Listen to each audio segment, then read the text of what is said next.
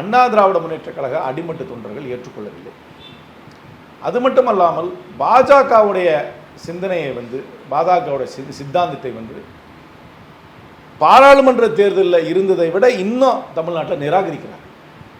அதனால் அந்த கூட்டணி, அதாவது பாஜக ஏடிஎம்கேன்றது என்னை பொறுத்த வரைக்கும் ஒரு நான் ஸ்டார்டர் கூட்டணியாக தான் நான் பார்க்குறேன். அதுக்கப்புறம் மூணாவதாக விஜய் ஒரு கட்சி ஆரம்பிச்சிருக்காரு, இப்போ தான் அது வந்துட்டுருக்கு. அந்த கட்சிக்கு ஒரு எனர்ஜி இருக்குன்றது நான் முன்னாடியே சொல்லியிருக்கேன், அதை நீ இப்போ ஏற்றுக்கிறேன். எனர்ஜி இருக்குது அந்த கட்சிக்கு. மற்றவங்க சொல்கிறத விட என்னுடைய அசஸ்மெண்ட்டில் ஒரு ஒரு ரீசனபிள் ஓட் ஷேர் வரும், கண்டிப்பாக வரும்.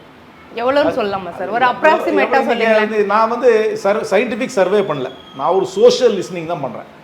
சோஷியல் லிஸ்னிங்னா பல கட்சிக்காரங்கிட்ட பேசுகிறேன், ஊருக்கு போகும்போது மக்கள்கிட்ட பேசுகிறேன், அரசியலுக்கு அப்பாற்பட்டவர்கிட்ட பேசுகிறேன். நான் சோஷியல் லிஸ்னிங்கை வச்சு தான் நான் இந்த அசஸ்மெண்ட்டுக்கு வரேன். நான் பலதரப்பட்ட மக்கள்கிட்ட பேசி ஒரு எனர்ஜி டெஃபினட்டாக இருக்குது. எப்பவுமே தமிழ்நாட்டில் ஏடிஎம்கேயும் வேண்டாம் டிஎம்கேயும் வேண்டாம்னு சொல்லும்பொழுது அதுக்குன்னு ஒரு ஒரு ஒரு மவுஸ், ஒரு மார்க்கெட் இருக்குது.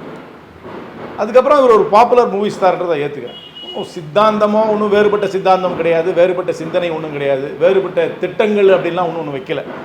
ஆனால் ஒரு எனர்ஜி இருக்குது, அந்த ஃபேன் ஃபாலோயிங் ஒரு எனர்ஜி இருக்குது. அதுக்கப்புறம் இதுக்கு ரெண்டுக்கும் வித்தியாசமாக, அதாவது அண்ணா திராவிட முன்னேற்ற கழகம் திராவிட முன்னேற்ற கழகத்துக்கும் ரெண்டு பேட்டுக்கும் மாறுபட்டு ஒரு கட்சி வருகிறது. அப்புறம் மத்தியில் இருக்க பாஜகவையும் எதுக்குறாங்க. அதனால் ஒரு ஆன்டி எஸ்டாப்ளிஷ்மெண்ட் ஓட்டு அது வரும்.